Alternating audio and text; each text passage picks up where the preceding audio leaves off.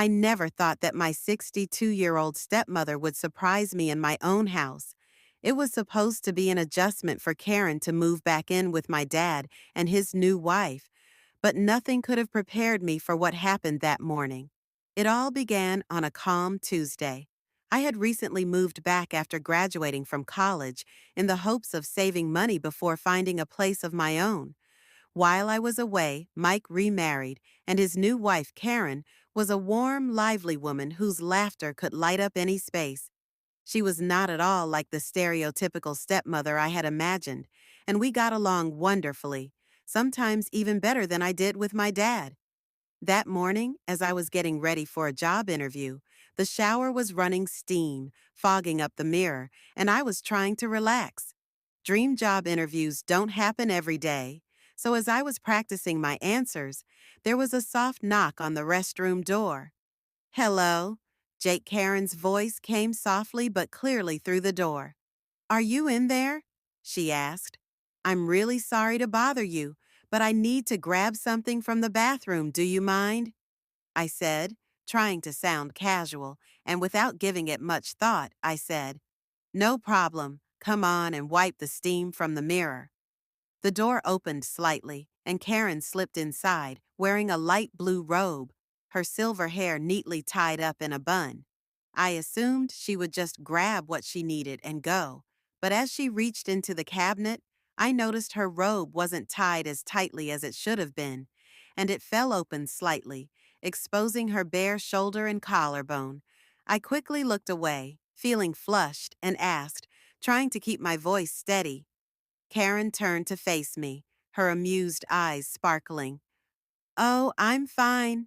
Just needed some aspirin, she said, holding up the bottle. I'm a little nervous about your interview, I confessed, trying very hard to ignore the way her robe was slipping. You'll do great. Just be yourself, Jake. They'll see how wonderful you are. I nodded, grateful for her words of encouragement. Karen always had a way of making you feel like you could do anything. As she turned to leave her robe's belt loose and it fell open, time seemed to stop, and I couldn't take my eyes off of what I saw.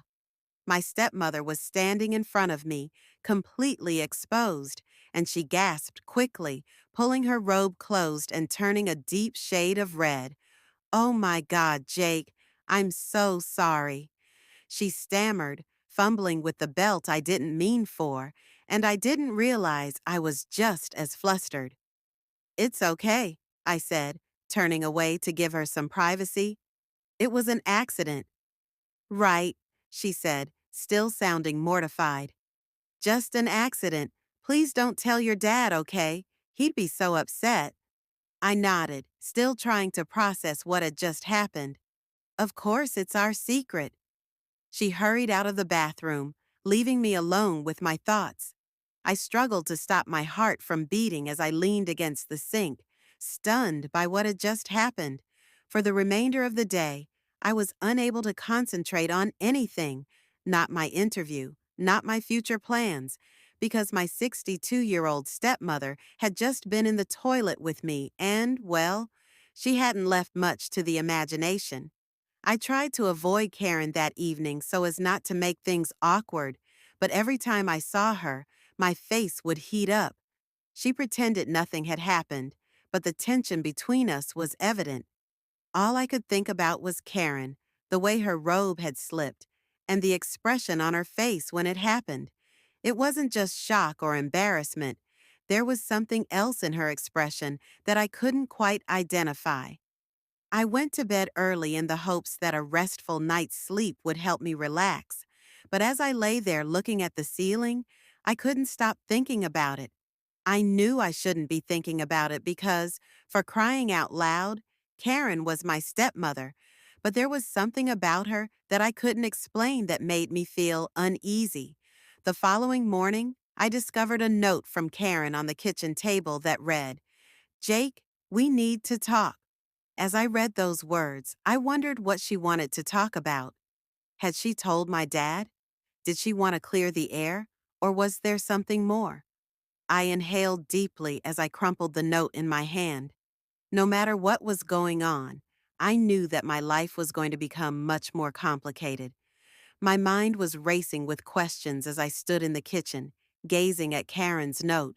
My mind was racing with all the potential outcomes. With my dad away on a business trip, it was just Karen and me at home, allowing me the whole day to mentally get ready for whatever she had to say. Was she attempting to clear the air about what had happened in the bathroom, or was there something deeper at work? I was eager to find out. I made the decision to go outside in the hopes that some fresh air would help me think clearly. As I walked through the neighborhood park, I kept thinking about what had happened the morning before. I couldn't get rid of the picture of Karen's shocked and embarrassed face and how she had hurried out of the bathroom. By the time I got home, the sun had already set, and I saw her in the kitchen window, busy preparing dinner. I took a deep breath and entered, where I was met by the smell of roasted chicken and a table for two. "Hello, Jake." Karen smiled at me. She seemed composed and at ease, but I could sense nervousness in her eyes. "I hope you're hungry, thanks." "Karen?" I answered. As we sat at the table, the room was tense, with an unspoken weight between us. We talked informally while we ate, avoiding the subject that we both knew would come up after we were done. Karen put down her fork and turned to face me. Jake started talking softly about what had happened yesterday. I looked into her eyes and nodded. "Yeah, I've been thinking about it too." She sighed and ran a hand through her hair. "I don't know how to say this, but we need to be honest with each other. What happened in the bathroom wasn't just an accident. I mean, it was, but she hesitated, looking for the right words, and it stirred up feelings I didn't expect, feelings I thought I'd outgrown. I was shocked because I had expected an apology and an attempt to brush it off and move on, but this was completely unexpected. "Karen, what do you mean?" I said, barely audible. I felt something between us for a while now. I know it's wrong, and I never intended for anything to happen. But yesterday made me realize that maybe you feel it too. I was at a loss for words, my mind racing with conflicting emotions. She took a deep breath and fixed her eyes on mine. Karen was lovely, intelligent, and kind, and there had always been a spark between us that I couldn't ignore. However, she was my dad's wife, my stepmother, so the wrong thing wasn't it? I'm not sure what to say, but I finally managed to speak.